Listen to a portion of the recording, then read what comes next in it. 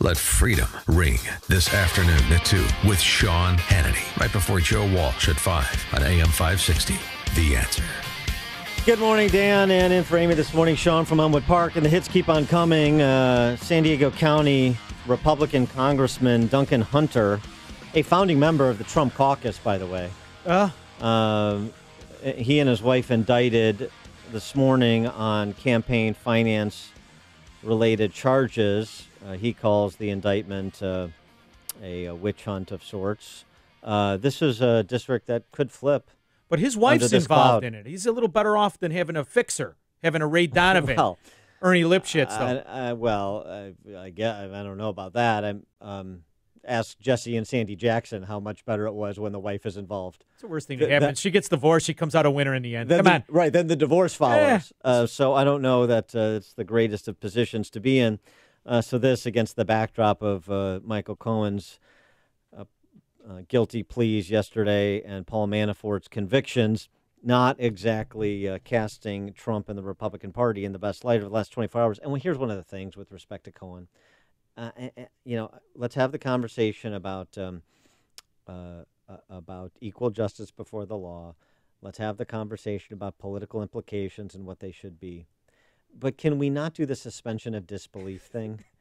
I mean, Donald Trump has been splashed over the pages of tabloids for 30 years, and we have people suggesting, well, he was a bit of a babe in the woods in 2016, and he didn't understand how this worked with paying hush money to porn stars, prostitutes, or aspiring models. Have you seen the 30-year record of Trump on the pages of the New York Post? Can we just not pretend that he's unsophisticated in this area and that the only difference probably most likely was the complicating factor of FEC laws, and so this is the workaround they came up with? I mean, I love Mark Levin and respect him greatly, but the idea that this was not a campaign-related expense and that Trump had no idea what Michael Cohen was doing, Michael Cohen, such an incubator of clever ideas that he doesn't need any chaperoning. I just don't buy it. The only attorney worse in the entire world is Lanny Davis. His representation, of course. I mean, it really is a Keystone Lawyers operation. Fun stuff. For more on this topic, we're pleased to be joined by Andrew Klavan, Hollywood screenwriter and essayist, author of The Great Good Thing, A Secular Jew Comes to Faith in Christ. Andrew, thanks for joining us. Appreciate it. It's great to be here. Well, you heard our kind of quick take on Trump and Cohen and now Duncan Hunter. What's yours after watching the histrionics from yesterday? Well, I've always said with Trump, they used to call Ronald Reagan the Teflon president because nothing stuck to him. And I call Trump the crowded Velcro president because there's so much stuck to him that nothing else can hit him. He's kind of defended by the fact that we always knew what he was, as you just said. We voted for him knowing what it was. And basically, for all the pomposity and all the kind of moral preening on the left, in the last election, we were confronted with a choice between a candidate who paid off women to keep them silent and Donald Trump, who paid off women to keep them silent. So we weren't exactly, it wasn't like Donald Trump was running against Abe Lincoln. He was running against Ma Barker, Right. We knew what the choice was. And I just felt at the time, and I feel this very day, that we were given a choice between a woman who was promising, she wasn't hiding this, she was promising to gut the Second Amendment if she couldn't repeal it, and to seriously compromise the First Amendment with by appointing judges who would approve campaign finance laws that basically kept us from expressing our political opinions. On the other hand, you had Donald Trump, who is as you say, is what he's always been. He's a playboy billionaire. I mean, to get into the billionaire playboy club, they probably ask you, have you paid off any women, to keep them silent? And if you can't check that box, you don't get into the club. We know who he was. But he has governed, unlike Barack Obama, who, by the way, was faithful to his wife, I think, and probably a pretty good father. Trump hasn't done anything outside the the norms of constitutional governance. He hasn't used the IRS to silence his opponents. He hasn't used the State Department to lie. He hasn't used the Justice Department and the FBI to spy on his opponents. He hasn't done all those things that were serious threats to the Republic. What he is a sleazy guy. He's always been a sleazy guy. And I think that when you set up when you have a situation in which one side basically owns the media, which has been true, the left has owned the media for decades, And you run men like Mitt Romney, who haven't got a stain on them, and they make a big deal out of him putting women in binders or whatever, awkward phrase he uses. They make a big deal about him putting his dog on his roof. Wait, the only person who can win against that is somebody whose character is so bad, they can't assassinate his character because it's already committed suicide. So I think, I'm looking at this. I'm looking at what happened. It was a bad day for Trump. I think Cohen is a sleazebag. I think Trump is a sleazy guy.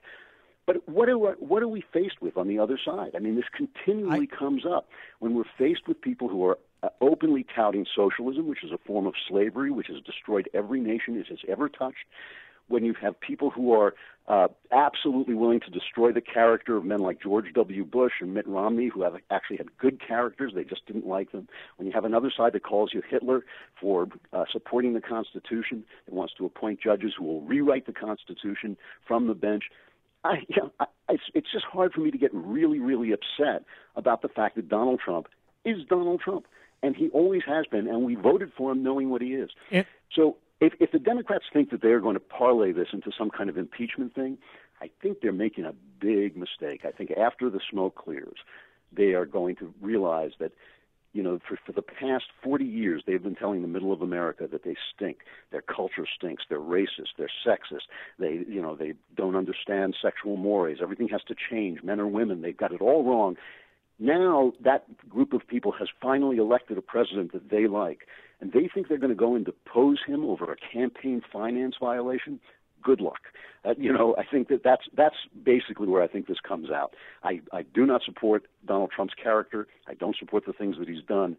But we're looking at a side that is really radicalized and is really anti-constitutional and anti the United States. And I think those are the choices we have. We can only make the choices we're given. I think we should, in the long term, start to work for political reform. Now, Andrew, I concede every point you made. Literally, I do.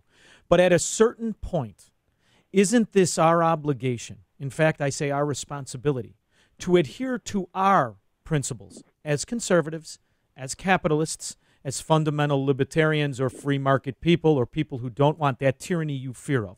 Because what I see is us, former Tea Party people, be splintered off into supporting some of the very things we raged against. So I get what you're saying, and I agree with every word of it. However, I think our job the day after the election was to say, listen, I don't need a leader. I want a representative of these beliefs, and that we, in essence, are victim of our own failure to demand these fundamentals.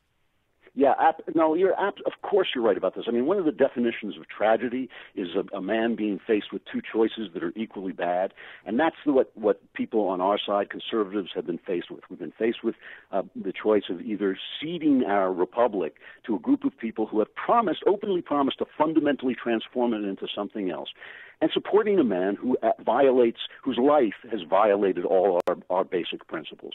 That's a tragic choice, and we have to think about how we got here and how we can get out again, because there's always, when I hear the real deep Trumpers who just make excuses for everything he does, I think, there's a price to pay at the end of the day when you do that, when you get rid of your own values just to get what you want politically.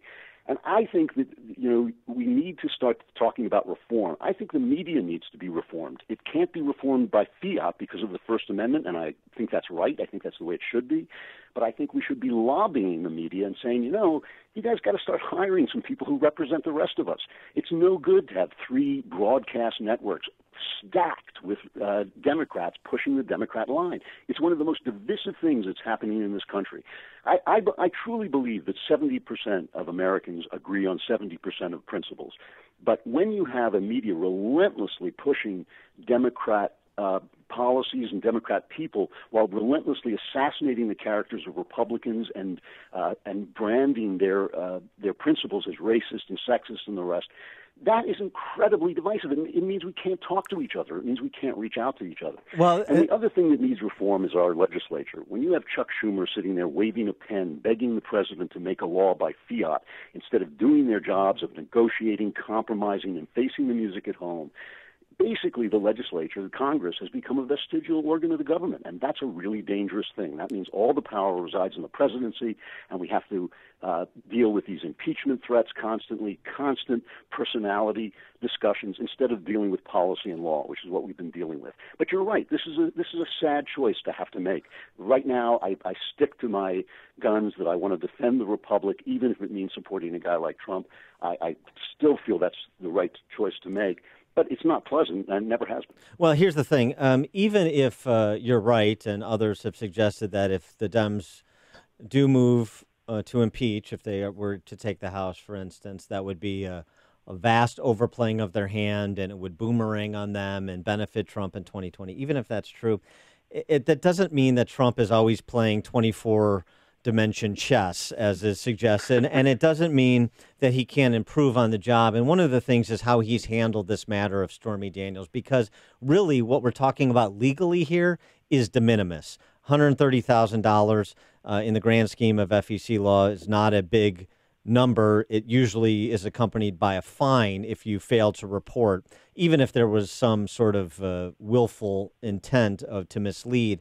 But Trump could have handled this right from the outset, because there is this technical question. We just had this discussion with a caller before you came on about whether the $130,000 payment to Stormy Daniels constitutes a campaign-related expenditure and an in-kind expenditure by Michael Cohen. And Trump could have said at the outset of this, once it was revealed, that our interpretation was this is not a campaign-related expense, so it is not violative of campaign finance law. That's our belief. He sort of take ownership of it and give it the back of the hand. If the FEC somebody wants to make a complaint to the FEC and they want to litigate this, then we're happy to litigate it. But that was our understanding from our advice and counsel from our election attorney, or whatever the case may be. Instead, he ratcheted it up.